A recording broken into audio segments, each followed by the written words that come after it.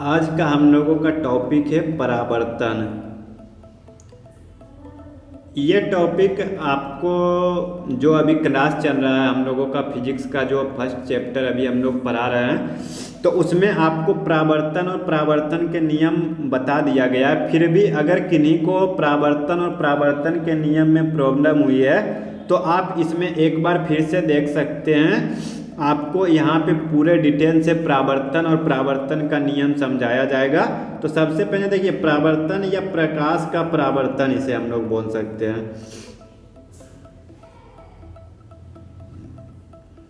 प्रकाश का परावर्तन।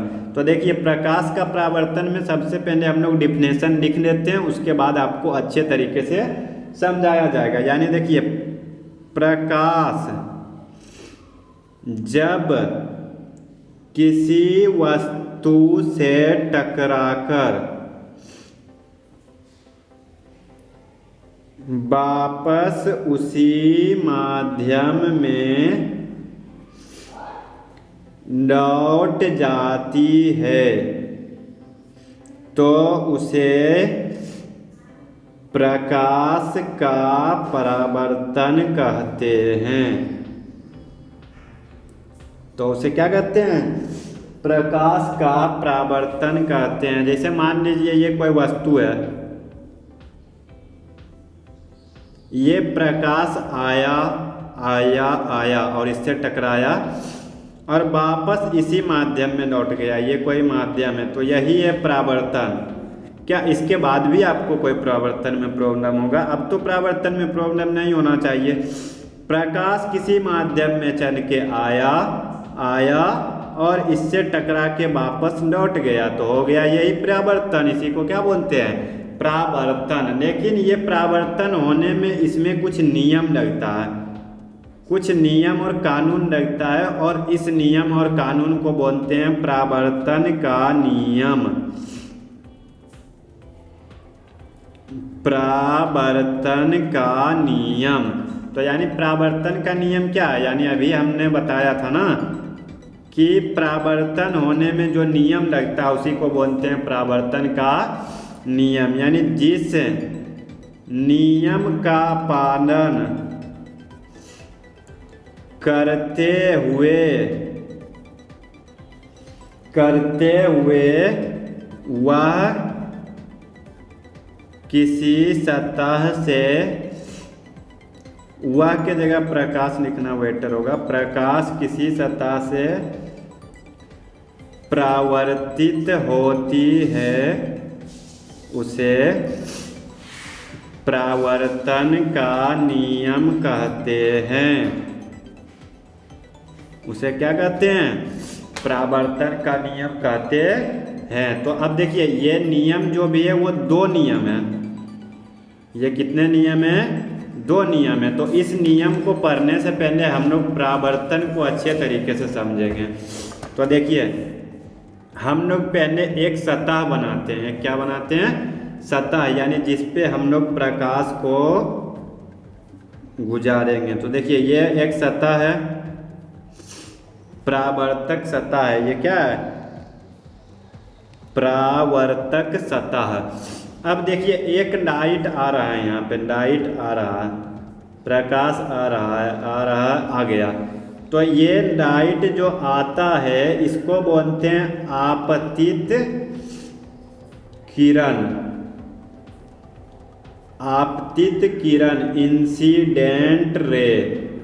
क्या अगर आपसे कोई पूछे कि आपतित किरण क्या है, तो किसी सतह पर आने वाली प्रकाश की किरण है आपतित किरण। अब देखिए, ये जिस बिंदु पे आया, आपतन बिंदु, दो पॉइंट आ गया हम लोगों का, आपतित किरण और आपतन बिंदु, पॉइंट ऑफ इंसिडेंस।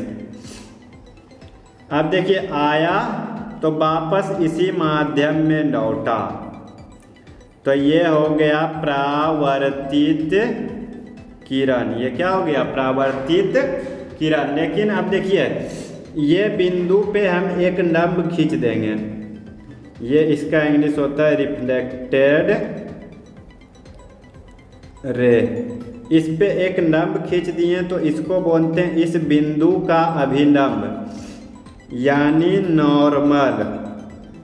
अब देखिए हम लोगों का नॉर्मल हो गया, ये जो इंसिडेंट रे था ये जिस एंगल के साथ यानी ये अभिलंब के साथ जो एंगल बनाता है इसको बोलते हैं एंगल आई यानी एंगल ऑफ इंसिडेंस,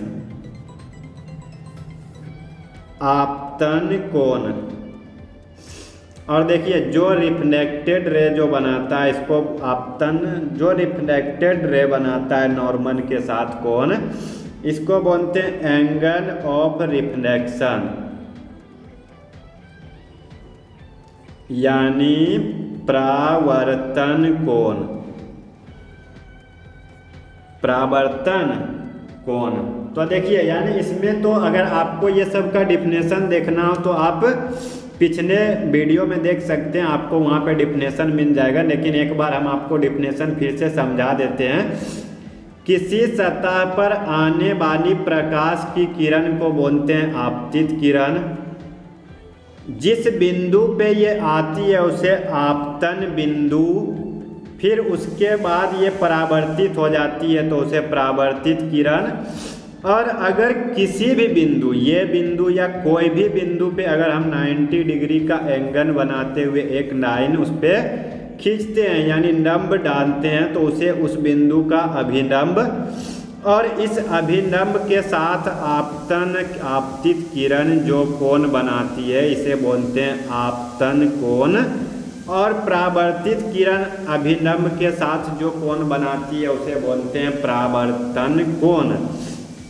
तो ये हो गया हम लोगों का टोटल जो एक जो क्या होता है जो रिफ्लेक्शन का जो टोटल फिगर, जो टोटल पॉइंट है ना, वो हम लोगों का एक फिगर में आ गया।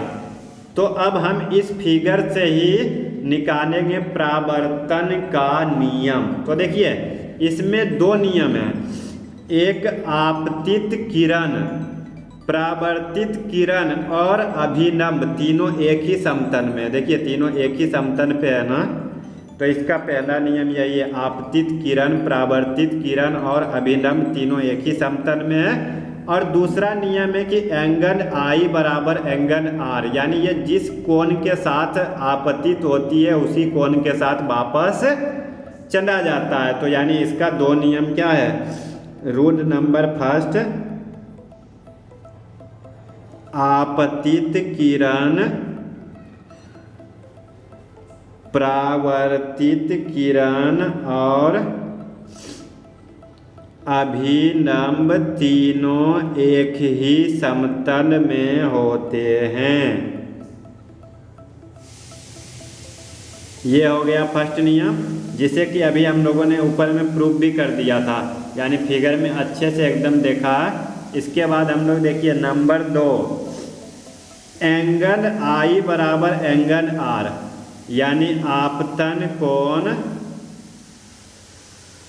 और परावर्तन कोण बराबर होते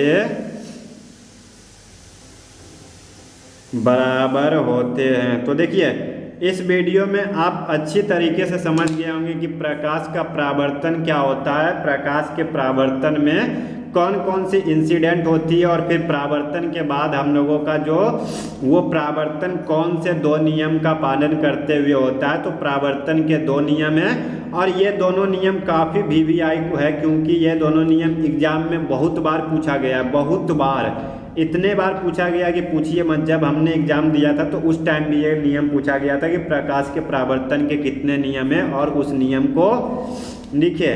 तो ये क्वेश्चन आप बिल्कुल अच्छे तरीके से याद कर लीजिएगा, ये तो बहुत ईजी है। आपतित किरण, परावर्तित किरण और अभिलंब तीनों एक ही समतल में होते हैं और आपतन कोण और परावर्तन कोण आपस में बराबर होते हैं। तो ये हम लोगों का हो गया आज परावर्तन और परावर्तन का नियम।